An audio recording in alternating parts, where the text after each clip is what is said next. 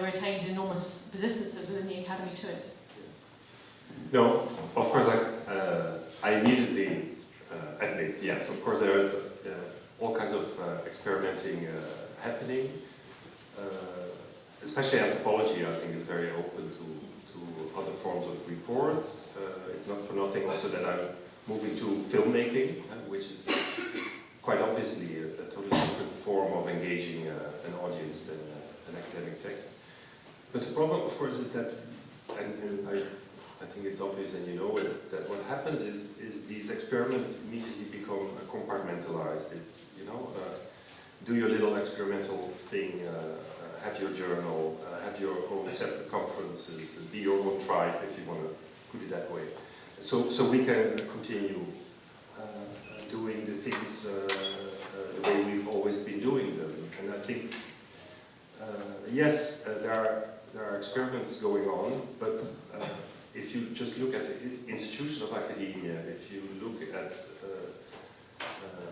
the moves you need to make when you want your research funded, etc., etc., etc., then all of what you have been discussing in your little groups all of a sudden no longer counts, and you have to move back into mainstream academic procedures. And so I think I'll be having this talk to the very end of my career, because I think it is necessary to keep on saying, look, there are other ways of writing, there are other ways of engaging our audiences.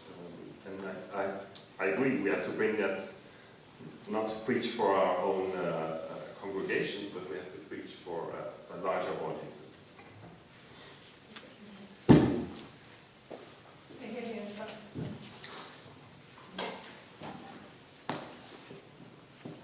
Thank you very much. Anders Bloch, University of Copenhagen. There's so much to agree with here, so I feel a little bit guilty for now splitting hairs a little bit about the interpretation of Bruno Latour's work. But after all, that's part of the academic mode of knowing, I guess.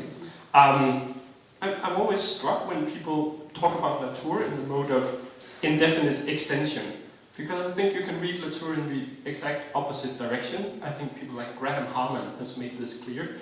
Everything in Latour's philosophizing is entirely concrete. It's a concretism. Nothing ever extends by itself. Everything is translation. Everything is mediation. Everything is paid for by hard work. In that sense, everything is a risk. Every being in extension is a risk, you might say. It's a vulnerability. So I wonder if that, you know, if you like, balancing act in the reading of Latour could do something to your argument, and what your comments would be on that. And perhaps as an extension of that, I just wanted to throw in Latour's recent work on modes of existence, which you might say is all about the balance and acts of existence. So I think that could be an interesting conversation as well. Thank you. Yeah. Well, thanks for this comment. And I was really struck in basically the proofreading of the articles we got for this special issue, how much this issue of indefinite extension came up and was brought as a problem. It was how should we go practically about this? Where should we stop our analysis? And then I was really struck by that. I think that is really a very, in my understanding of things, a very academic concern of wanting to indeed create new boundaries, whereas as I made the argument here, what struck me in Latour's thinking is that he doesn't want you to cut the network, he doesn't want you to stop, he wants you to be aware of the infinity of these changes. I don't know if that answers your question, but that's very much what I was trying to bring to you here.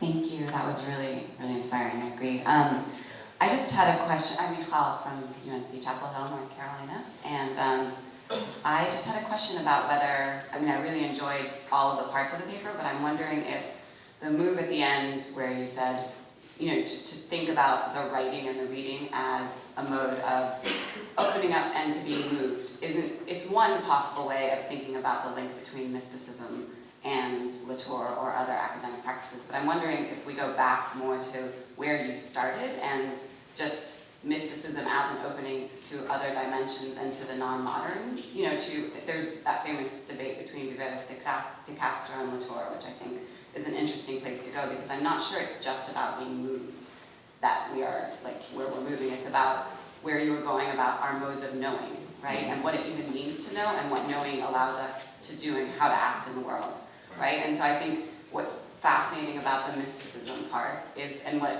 the woman, I can't remember her name at the moment, how she says, you know, I go there and then I'm more free, right? And that freedom to be in the sort of capture of these spirits, but then to be able to then be in the real world, quote unquote, I think might be an interesting way to take it, because I think what you're saying about Latour not risking enough doesn't just have to do with being limited to an act of writing. It's about what that writing then allows us to do and be in the world. And given the state that the world is in and how linked our Cartesian modes of knowing are to that, I think it's a really important area of study. So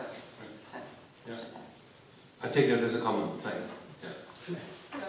I just wanted to ask about the, so to speak, be boring and ask about the institutional context, or in inverted commas, of this, because sort of behind and around everything you've said, there are institutions being mobilised. I'm using an old-fashioned language.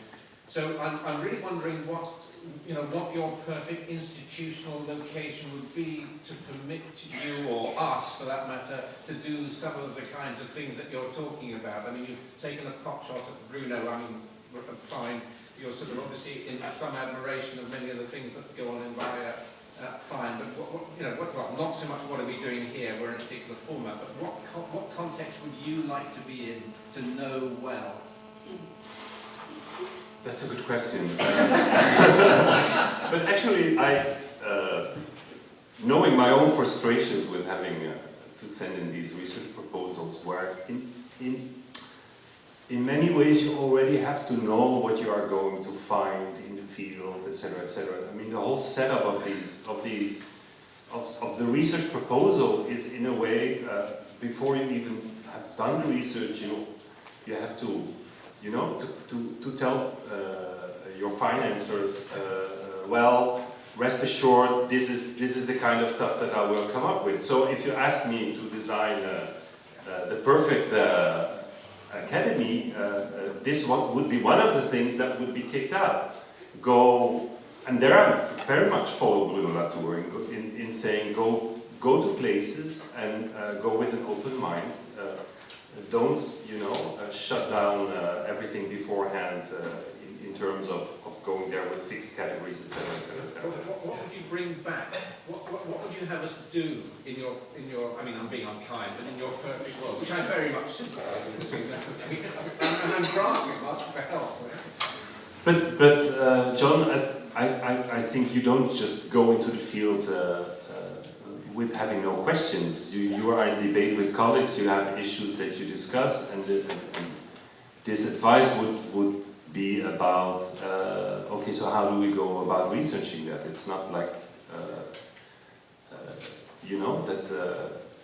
that anything goes or anything, because that's what you seem to be suggesting. Well, no, just so I have my go someone. Okay. In some ways it's a follow-on question, because I also wanted to raise the institutional question. I thought that was a really nice way of framing it in terms of where do you locate to know well. But my question would be to share that knowledge well, because I thought that was a big theme of what you were saying, and the changes we need to have, that question about when did you cry and how we could change our ways of writing. And there are institutional things that, as we all know, so we're asked to present ourselves in particular ways, which are difficult for actually sharing our work. I don't need to rehearse that, we all know it. But there is, I think, a key problem about also in terms of bringing in expertise. So my sociological training, I kept being told not to be a journalist. And I kept thinking, when I, as a student, I thought, well, really the advice I'm being given is to make myself not look like a journalist, to write really badly, and not actually to think about the different types of knowledge creation and knowledge sharing that happens in journalism and sociology, and how they might be similar and learn from each other. And I also spend a lot of time talking, I work in a lot of media stuff, and I spend a lot of time talking to writers and filmmakers who look at the stuff that academics are doing and going, well, it's nice that they're trying. And it was really lovely that there was that film made by those anthropologists, and it was great, but oh, it's really bad film work.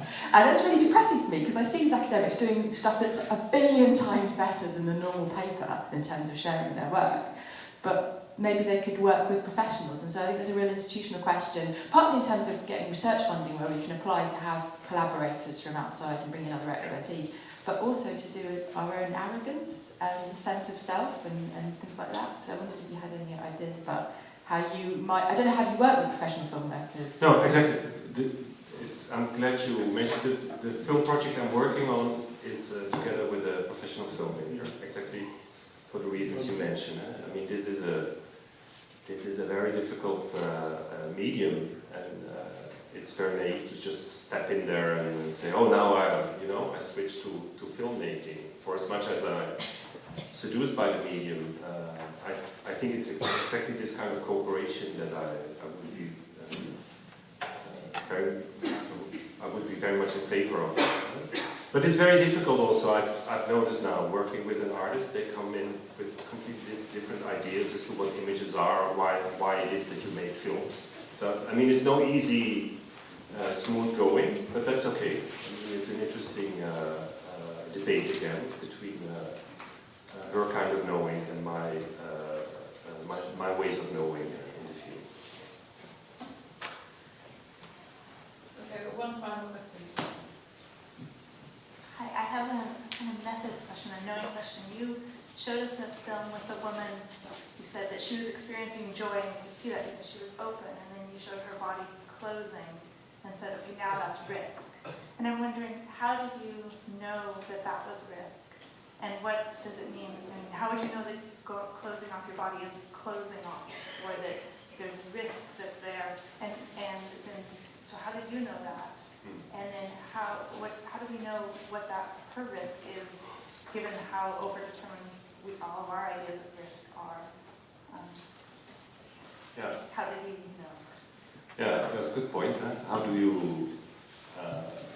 The point, of course, what I base myself on primarily here is that there are, as I said, there are endless stories about people who fail to protect themselves sufficiently in candomblé and go mad. This is the classic storyline. If you don't protect yourself well, you may receive your orisha, but you will be vulnerable to all kinds of other spiritual entities coming in. The moment you saw here, they call it baravento, which is exactly the moment where the spirit arrives. And baravento is taken from, is a word which means side winds. So the little fishing boat on the sea all of a sudden gets this side wind and then goes out of balance. And I think it's a beautiful evocation as to what happens in that moment. You have to be derailed in a way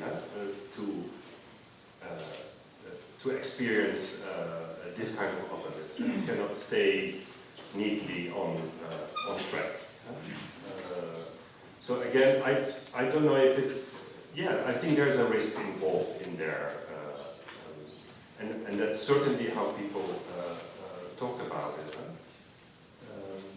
People are very afraid also to Marcelo that you saw talking about, the first guy who talks about that he's so happy to be able to receive a spirit in his body, was very nervous, in fact, to talk about this, because there are all kinds of taboos that you should not be mentioning these secrets.